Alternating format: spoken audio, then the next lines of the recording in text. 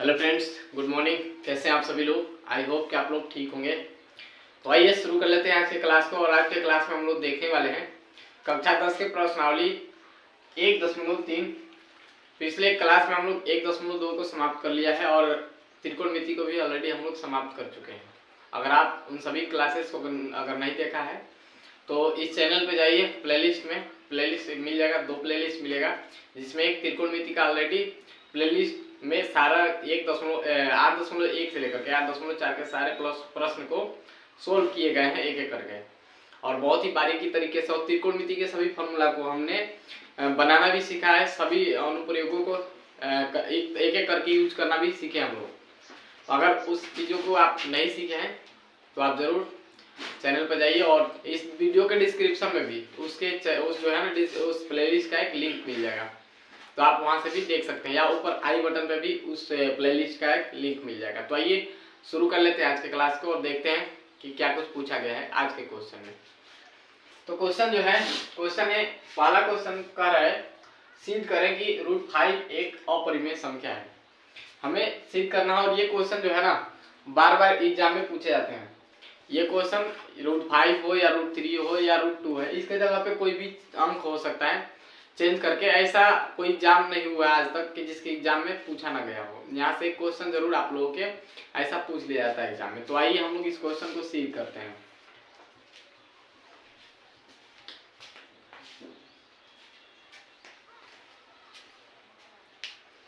तो देखिए, हम लोगों को सिद्ध क्या करना है, सिद्ध करना है कि √5 एक अपरिमेय संख्या है। यही हमें क्या करना है, सिद्ध करना है कि √5। अपरिमेय संख्याओं की अगर बात किया जाए तो अपरिमेय संख्या जो होता है ना, हम लोगों ने अपरिमेय संख्या का परिभाषा भी पढ़ा हुआ है, बेसिक चीजें जो हम लोग 1.1 को स्टार्ट कर रहे थे उससे पहले हम लोग सभी संख्याओं के बारे में चर्चा कर चुके हैं।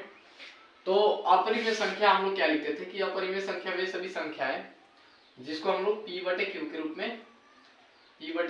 में लिख सकते हैं। तो जो P/Q के रूप में लिखा जाए उसे हम अपरिमेय संख्या उससे हम क्या कहते हैं, परिमेय संख्या कहते हैं। उसे हम क्या कहते हैं, ये परिमेय संख्या है। तो जिसको हम लोग परिमेय संख्या यानी P/Q के रूप में हम लोग लिख सकते हैं उसे हम क्या कहते हैं, परिमेय संख्या कहते हैं। और जिसको हम लोग इस रूप में नहीं लिख सकते हैं, अगर नहीं लिखेंगे तो क्या कहलाएगा, अपरिमेय संख्या कहलाएगा।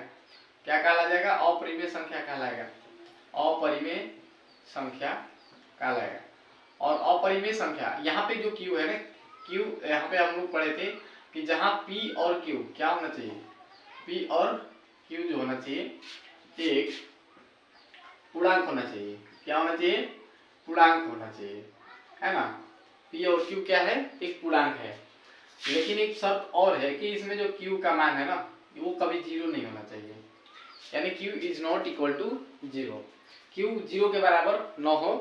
बाकी कोई भी संख्या अंश और हर में आ जाए तो ये देखिए, ऊपर वाले को हम क्या बोलते हैं, ऊपर वाले को हम अंश बोलते हैं, और नीचे वाले को हम क्या बोलते हैं, हर बोलते हैं। तो अंश में कुछ भी आ जाए, हर में भी कुछ भी आ जाए, चल बस 0 को छोड़कर। हर में मतलब अंश में कुछ भी आ जाए चलेगा, अंश में 0 भी आ जाएगा तो चलेगा, लेकिन हर में 0 नहीं आना चाहिए। 0 को छोड़ करके कुछ भी आएगा तो परिमेय संख्या हो जाएगा। अब हम लोग बात करते हैं कि हमें सिद्ध क्या करना है, हमें सिद्ध करना है अपरिमेय संख्या। अपरिमेय संख्या सिद्ध करने के लिए आप लोगों को क्वेश्चन किस तरीके से पूछेगा जाएंगे, देखिए एक तो सिंगल इस तरीके से पूछ लिया जाएगा कि √5 या √2 पूछ लिया जाएगा, या √3 पूछ लिया जाएगा। देखिए √2 पूछ लिया जाएगा, √3 पूछ लिया जाएगा, √5 पूछ लिया जाएगा। इसके बाद क्या हो सकता है, √7 पूछ लिया जाएगा, √11 पूछ लिया जाएगा। ये डॉट इस तरीके से आपको पूछ लिया जाएगा कि ये सिद्ध करिए। किसी भी एक संख्या को दे देगा और कहेगा कि आप सिद्ध कीजिए कि ये एक अपरिमेय संख्या है। एक तो प्रश्न इस तरीके का पूछा जा सकता है, दूसरा प्रश्न इस तरीके से पूछा जा सकता है 1/√2 पूछ लिया जाएगा, 1/√2 को सिद्ध करिए कि एक अपरिमेय संख्या है, या 1/√3 को पूछ लिया जाएगा, या 1/√5 को पूछ लिया जाएगा। इस तरीके से 1/√7 को पूछ लिया जाएगा, 1/11 को पूछ लिया जाएगा कि एक अपरिमेय संख्या है। सिद्ध करके दिखाना है, सिद्ध करके दिखाना है कि ये एक अपरिमेय संख्या है, अपरिमेय संख्या है।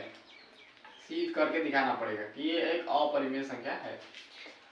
एक टाइप का क्वेश्चन ये आता है, दूसरा टाइप का क्वेश्चन ये आता है, और तीसरा टाइप जो होता है, तीसरा टाइप में आपको ये क्वेश्चन पूछ लिया जाएगा टाइप नंबर 1 ये हो गया आपका, टाइप नंबर 1 हो गया, और टाइप नंबर ये हो गया 2, और टाइप नंबर जो 3 हो गया, ये टाइप नंबर 3 हो गया। कि अगर तीसरा टाइप जो है तीसरा टाइप में पूछ लिया जाएगा कि जैसे मान लीजिए यहाँ पे पूछ लिया जाएगा कि 7 + 2√5, इस तरीके का क्वेश्चन पूछ लिया जाएगा कि ये बताइए ये एक अपरिमेय संख्या है, या इस तरीके से पूछ लिया जाएगा, इस तरीके का क्वेश्चन पूछ लिया जाएगा, है ना। तो ये आपको सीख करके बताना पड़ेगा, ये 1 + √2 ये एक अपरिमेय संख्या है। इसी तरीके का क्वेश्चन आपको पूछ लिया जाएगा, अपरिमेय संख्या है, तो सिद्ध करके हमें दिखाना पड़ता है कि ये एक अपरिमेय संख्या है तो कैसे है। इसी तरीके से 3 टाइप के क्वेश्चन आप लोगों से पूछे जाते हैं आपके एग्जाम में। तो आइए हम लोग चर्चा कर लेते हैं, एक एक टाइप के क्वेश्चन को सॉल्व कर लेते हैं। आप लोग के पहला जो क्वेश्चन है वो पहले टाइप का क्वेश्चन है, कह रहे क्वेश्चन सिद्ध करें कि √5 एक अपरिमेय संख्या है। तो चलिए हम लोग उस क्वेश्चन को हल करते हैं, सिद्ध करते हैं।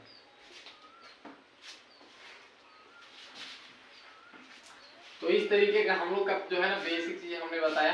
देखिए अब हम लोगों को सिद्ध करना है कि √5 एक क्या है, √5 एक अपरिमेय संख्या है, √5 एक अपरिमेय संख्या है।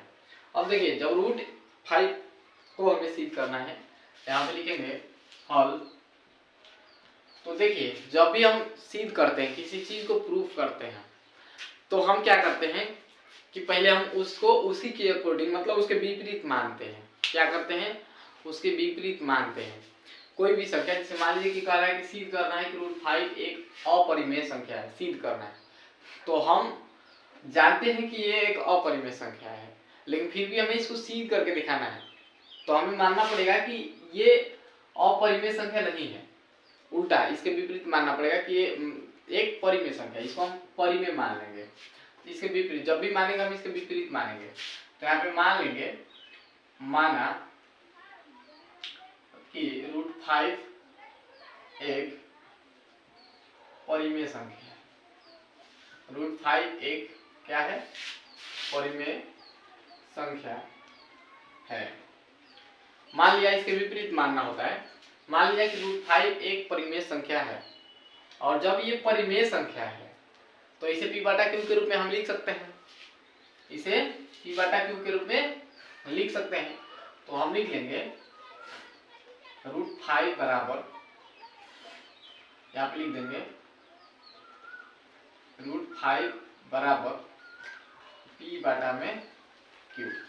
हम यदि इसको मान लिए कि ये परिमेय संख्या है, तो परिमेय संख्या को हम p/q के रूप में लिख सकते हैं, जहां p तथा q एक पूर्णांक है,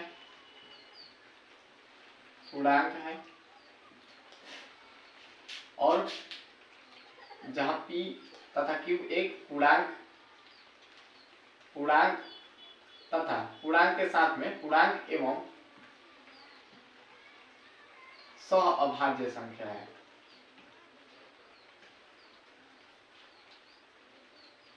सहअभाज्य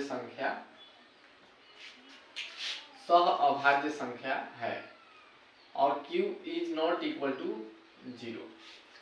अब देखिए सहअभाज्य संख्या भी हमने बताया हुआ है आप लोगों को पीछे। सहअभाज्य संख्या किसे कहते हैं, सहअभाज्य संख्या वे सभी संख्या है, दो संख्याओं का जोड़ा ऐसा जोड़ा होता है, जैसे यहाँ पे 3 और 4 लिख देते हैं, तो इन दोनों का जो है ना HCF जो होता है, सहअभाज्य संख्या वैसी संख्या होती है कि उन दोनों का HCF हमेशा क्या होता है, 1 होता है। इन दोनों में उभयनिष्ठ का मतलब जैसे यहाँ पे 3 का बात करें तो 3 या तो 1 से कटेगा, नहीं तो देखिए यहाँ पे 3 या तो 1 से कटेगा, नहीं तो 3 से कटेगा। उसके बाद ये देखिए 4 जो है ना, 4 किससे कटेगा, 1 से कटेगा, 2 से कटेगा, नहीं तो 4 से कटेगा। लेकिन अगर देखें तो ये जो हो गया 3 का गुणनखंड क्या हो गया, 1 × 3 हो गया। 4 का गुणनखंड क्या हो गया, 1 × 2, यहाँ पे क्या लिख देंगे, 4 का गुणनखंड हो गया 1 × 1, या तो सॉरी यहाँ पे लिख देंगे किससे कट रहा है, 3 से कट रहा है, नहीं तो 1 से कट रहा है, 3 से कट रहा है, नहीं तो 1 से कट रहा है। ये किससे कट रहा है, 4 किससे कट रहा है, 4 कट रहा है 1 से, 2 से और 4 से।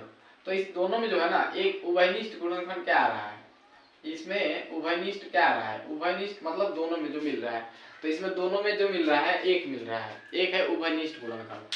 तो इसी तरीके का जो सह अभाज्य संख्या होता है उन दोनों में कॉमन जो होता है केवल और केवल एचसीएफ एक ही होता है, और एचसीएफ हम लोग इसी को बोलते हैं जो कॉमन होता है, हाईएस्ट कॉमन फैक्टर। तो यहाँ पे क्या हो गया, एक हो गया एचसीएफ। उसी तरीके से सह अभाज्य संख्या मतलब होता है कि उसका दोनों का एचसीएफ जो होता है एक होना चाहिए, और जब एक होगा एचसीएफ तो हम समझ जाएंगे कि वो संख्या एक क्या है, परिमेय संख्या है। लेकिन अगर एचसीएफ एक से ज्यादा, एक को छोड़कर कोई अन्य संख्या आ रहा है, अगर 2 आ गया, 5 आ गया, है ना, या कुछ भी, मतलब कि 10 आ गया, 7 आ गया, कुछ भी आ गया, तो एक के अलावा अगर कोई अन्य संख्या एचसीएफ आ रहा है तो मानेंगे कि वो परिमेय संख्या, वो जो है ना परिमेय संख्या नहीं है, वो क्या है, अपरिमेय संख्या है। उसको हम क्या मान लेंगे, अपरिमेय संख्या मान लेंगे। तो आइए देखते हैं, हम यहाँ पे लिखेंगे, मान लिया है हमने कि यदि मान लिया है, माना कि √5 एक अपरिमेय संख्या है, और जब √5 एक परिमेय है तो इसको हम p/q के रूप में लिख सकते हैं। p/q के रूप में हमने लिख दिया। अब यहाँ पे लिखेंगे दोनों तरफ वर्ग करने पर, क्या करने पर, दोनों तरफ वर्ग करने पर। तो अब दोनों तरफ हम वर्ग करेंगे, यानी यहाँ लेफ्ट राइट दोनों तरफ, तो यहाँ √5 है, इधर क्या है, p/3 है, तो इसका भी स्क्वायर करेंगे और इधर भी स्क्वायर करेंगे। हम दोनों तरफ क्या कर दिए, वर्ग कर दिए, और दोनों तरफ जब वर्ग करेंगे ना तो यहाँ स्क्वायर से रूट जो होता है कट जाएगा, तो यहाँ पे हो जाएगा 5, यहाँ पे क्या हो जाएगा 5 हो जाएगा, और ये बनेगा p/p²/q²।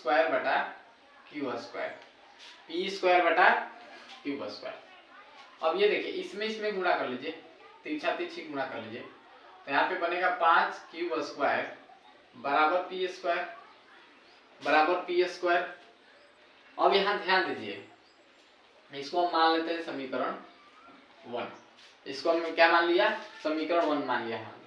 अब ध्यान दीजिए कि ये जो 5 है ना q² के गुणा में है, 5 जो है q² के गुणा में है, और जब q² के गुणा में है तो ये इधर जाएगा तो ये भागा में आएगा p² के। यदि q² के गुणा में 5 है तो p² के भागा में आएगा, यानी इसको भाग करेगा, इसको काटेगा, इसको क्या करेगा, काटेगा यानी विभाजित करेगा। तो हम यहाँ लिखेंगे,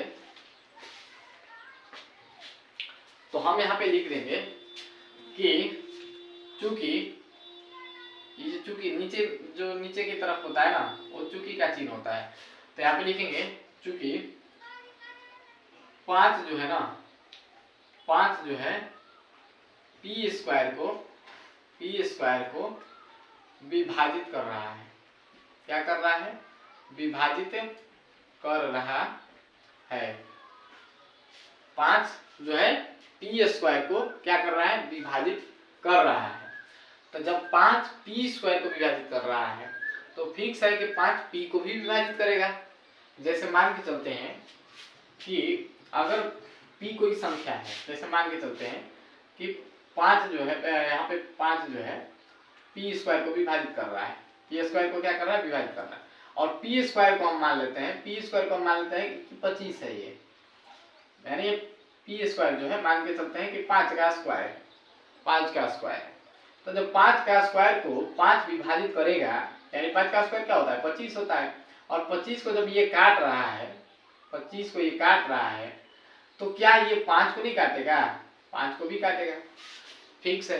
तो यहाँ पे p² को भी अगर 5 जो है, चूंकि 5 p² को विभाजित कर रहा है तो 5 p को भी क्या करेगा, विभाजित करेगा। तो यहाँ पे लिख देंगे इसलिए, यहाँ पे लिख देंगे इसलिए 5 p को भी क्या करेगा, विभाजित करेगा।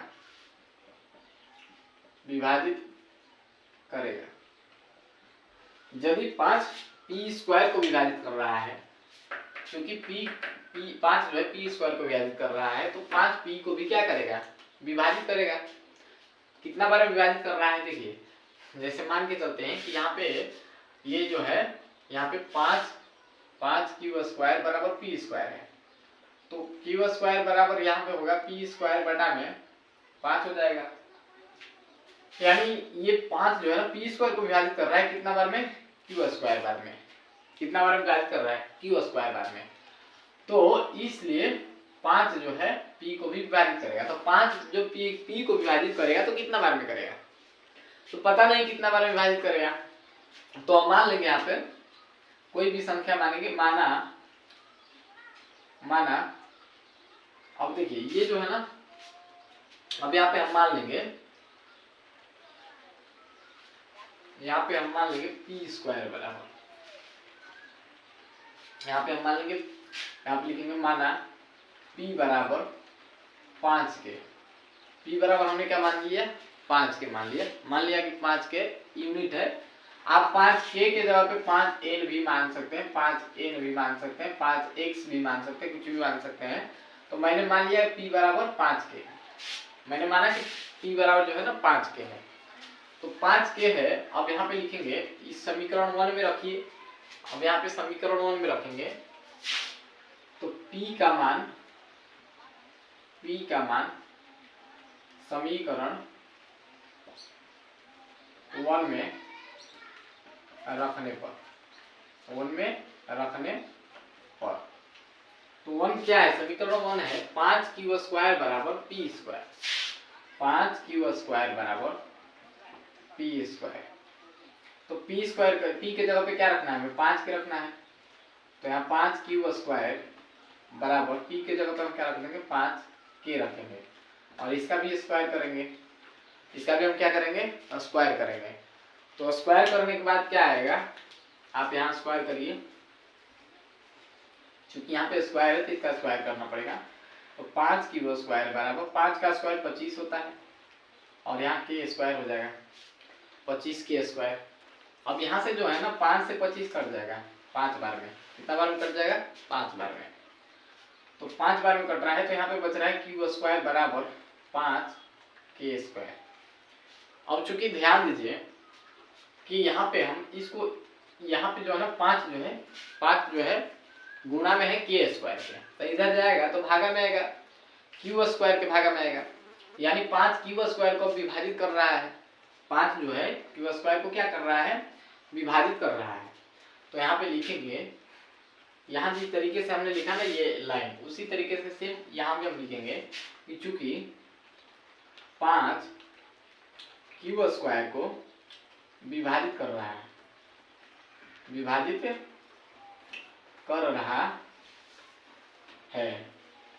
इसलिए यदि 5 क्यू स्क्वायर को विभाजित कर रहा है तो फिक्स है कि ये क्यू को भी विभाजित करेगा। 5 अगर क्यू स्क्वायर को विभाजित कर रहा है तो यही 5 क्यू को भी क्या करेगा, विभाजित करेगा। तो 5, इसलिए 5 क्यू को भी क्या करेगा, क्यू को भी विभाजित करेगा। यदि 5 क्यू स्क्वायर को विभाजित कर रहा है तो 5 क्यू को भी क्या करेगा, विभाजित करेगा। अब आप ध्यान से देखिए कि जो कथन हम लोगों ने यहाँ पे लिखा था, यहाँ पे ध्यान दीजिए कि 5 क्यू स्क्वायर को 5 पी स्क्वायर को भी विभाजित कर रहा था, यानी 5 क्यू स्क्वायर पी स्क्वायर को विभाजित कर रहा था और पी को भी विभाजित कर रहा था। यानी 5 जो है ना, 5 जो है पी को भी विभाजित कर रहा है, 5 पी को भी विभाजित कर रहा है और यही 5 क्यू को भी विभाजित कर रहा है। और जब मान के चलते हैं कि p और q कोई पूर्णांक है, कोई संख्या है, कि अगर ये 5 इन दोनों को विभाजित कर रहा है, 5 p और q दोनों को विभाजित कर रहा है, इसका मतलब कि इन दोनों में HCF क्या हो सकता है, HCF यानी इन दोनों में जो है ना कॉमन क्या हो सकता है। तो आप कहोगे कि इसका HCF 5 होगा, यानी p और q में उभयनिष्ठ जो गुणनखंड होगा क्या होगा, 5 होगा।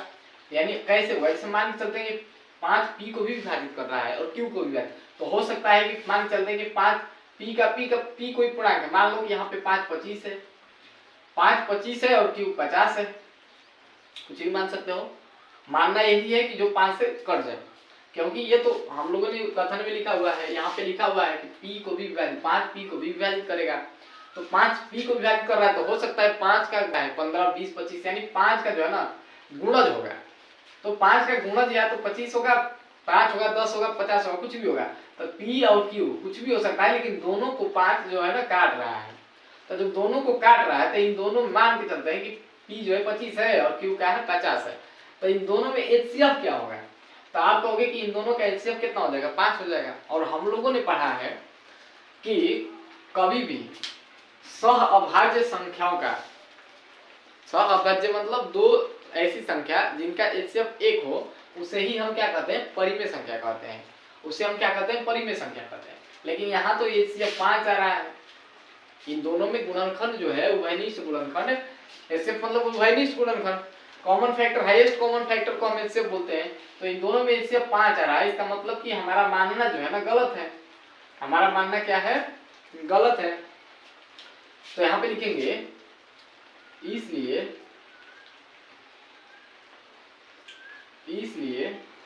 यहाँ पे लिखेंगे अर्थात 5 P तथा Q दोनों को विभाजित कर रहा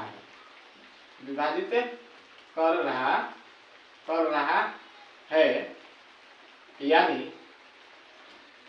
P तथा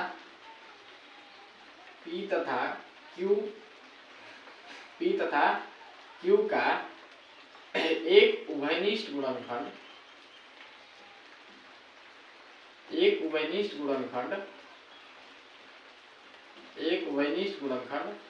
5 भी है। एक उभयनिष्ठ गुणनखंड 5 भी है। तो जब इस दोनों में एक उभयनिष्ठ गुणनखंड 5 है तो हमारा मानना क्या है? गलत है। तो यहाँ पे हम लिख देंगे, यहाँ पे हम क्या लिख देंगे? इस लाइन को हम थोड़ा सा मिटा रहे हैं। अतः इससे इस तथ्य का विरोधाभास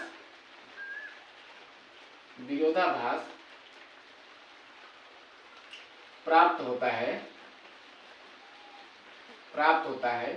कि √5 एक परिमेय संख्या है।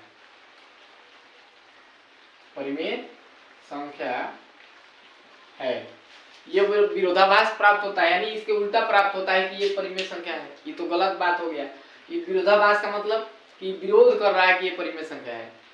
तो इससे क्या निष्कर्ष निकलता है? तो इससे निष्कर्ष यही निकलता है कि √5 एक अपरिमेय संख्या है।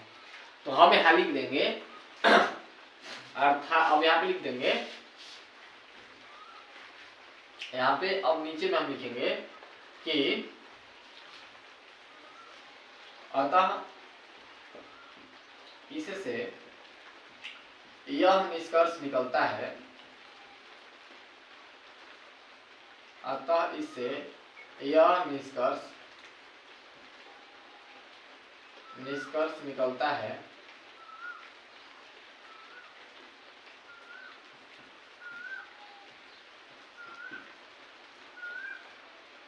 निकलता है कि √5 एक क्या है? √5 एक अपरिमेय